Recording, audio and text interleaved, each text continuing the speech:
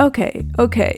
Did you ever stop and just think about how weird it is that some people live with seasons and others just don't? I live in Europe and we have constantly changing seasons. To be quite frank, we are just starting spring when I'm writing this. For me, checking the weather and planning my days and outfits accordingly is basically a full-time job.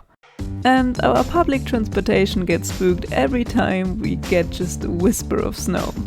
I don't always know what to expect, and honestly, I love it. Every few months, it's like the world is getting an update. You can feel time passing through, smell if it's time to hunt for Easter eggs, or get your belly ready for those Christmas cookies, and see when it's time to waddle for survival because the ground is getting slippery from all the leaves. I can only imagine what it's like when seasons don't change. When it's warm all the time, you can just hang your laundry out to dry all year round. The houses have to be able to withstand heat a lot more, with concrete bases, higher ceilings so that the heat has a place to go, and lighter colors to reflect the sunlight instead of absorbing it. And things like air conditioning and air ventilation are so much more important. You can put a lot less thought in the type of clothes you wear because you don't need 5 different coats for 5 different weather types. And it seems to be so much more common to have a lot more outside activities. When the heat isn't too strong, of course. And that can even lead to more happiness and health. At least the internet says so.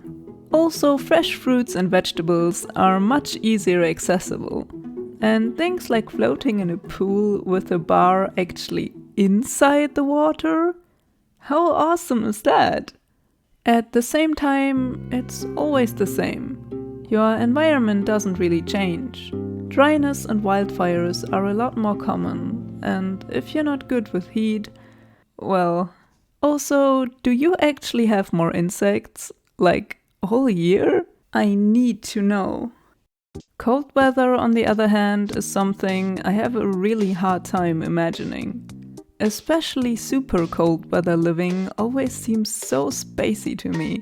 Houses have to withstand a lot more cold and be able to keep the warmth in. So they have much better insulation, airtight and high-performance windows to prevent heat loss, more efficient heating systems like floor heating or geothermal heat pumps, as well as wood-burning stoves.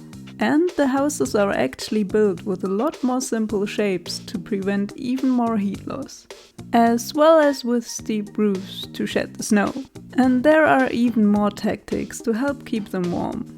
Clothing for style is a lot more limited, since function needs to take the front seat. And believe me, there is a whole science behind functional clothing for cold. And have you seen these videos of people who freeze dry their clothes? That is just wild.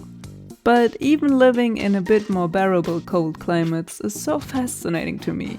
Your body literally adapts to withstand cold better, just like heat.